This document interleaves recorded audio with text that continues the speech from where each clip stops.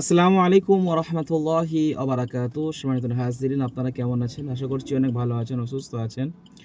আজকের আমরা আলোচনা করব হিজামা সতর্কতা সম্পর্কে। আসলে হিজামা দিয়ে এখনকার যুগে হিজামা দিয়ে অনেক ফ্রডও হচ্ছে বা অনেক মানুষ অসুস্থ হয়ে যাচ্ছে। আসলে যেখান থেকে হিজামা নেওয়া দরকার আমরা সেখান থেকে হিজামা নিই না। আমরা ভুল রাস্তায় চলছি আমরা। তো আজকে হিজামা সম্পর্কে আমরা সতর্কতামূলক আপনাদের কিছু কথা বলবো, যাতে ইনশাল্লাহ আপনারা যারা হিজামা নিতে প্রস্তুত হয়েছেন, যারা হিজামা নেওয়ার জন্য ভেবেছেন, তাদের ইনশাল্লাহ এগুলো মাথায় অবশ্যই থাকতে হবে। প্রথমত, হিজামা আপনি কার কাছ থেকে নেবেন? হিজামা আপনাকে নিতে হবে যিনি হিজামা স্পেশালিস্ট বা যিনি হিজামা বর্তমানে দীর্ঘদিন করে আসছে বা দীর্ঘদিন হিজামা করছে, বা তিনি ক্লিনিক সম্পর্কে বা হিউম্যান বডি সম্পর্কে সমস্ত বিষয়গুলো জানে। এবং যেহেতু হিজামা এটা একটি শারীরিক চিকিৎসা, শারীরিক বলতে এটা একটা মেডিকেল চিকিৎসার মধ্যে পড়ে।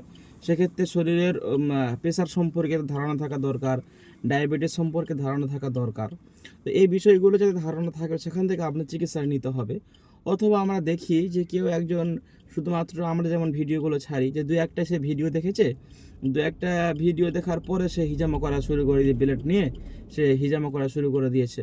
তো এরকম আমরা হিজামা গ্রহণ করব না। আমরা হিজামা গ্রহণ করার আগে এই বিষয়গুলো আমরা খেয়াল অবশ্যই রাখতে হবে, তা হিজামা সার্টিফিকেট আছে কি না।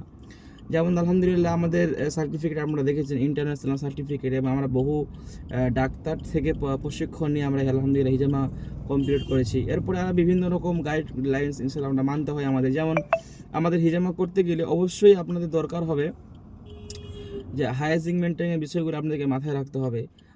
আমাদের যে কোথায় শোয়ানো হচ্ছে, কীভাবে আমাদের শরীরটাকে পরিষ্কার করা হচ্ছে। যেমন হিজামার মধ্যে বিশেষ করে এটা অবশ্যই দরকার যে আমরা যে বেডে শুচ্ছি বেডে শুয়ে আমাদের হিজামাটা করা হবে, সেই বেডটা যেন একেবারে ক্লিন থাকে এবং আমাদের শরীরের মধ্যে অনেক জীবাণু থাকে, আমাদের চামড়ার উপরের মধ্যে অনেক জীবাণু থাকে।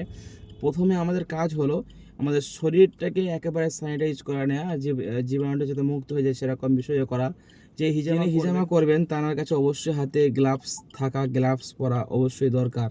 এবং এবং এছাড়াও আমাদের আরও অনেকগুলো বিষয় আছে, যেমন ধরুন আমরা যে সার্জারি, যে ব্লেড দিয়ে আমরা হালকা যে আমরা ফোঁটা দিই বা হালকা যে আমরা কাটি সেগুলো সার্জারি ব্লেড নিয়েই করার দরকার। অন্যান্য ব্লেড অনেক সময় খুব একটা ভালো আমাদের শরীরের মধ্যে এটা অপ্রয়োজনীয় হয়ে যেতে পারে বা শরীরের মধ্যে কোনো অন্য ইফেক্ট চলে আসতে পারে। তো সেক্ষেত্রে আমাদের খেয়াল রাখতে হবে যে আমরা কোথা থেকে হিজামা। সম্মানিত হযরত, এই যে দেখুন, এখান থেকে যে টক্সিন গুলো বার হচ্ছে, মানে এখানে কোনো কষ্টও হয় না, এরকম লাগেও না। আমরা এরপরে রোগীর মুখ থেকে শুনবো ইনশাআল্লাহ, দেখবেন কোনো রকম কোনো কষ্ট হয় না।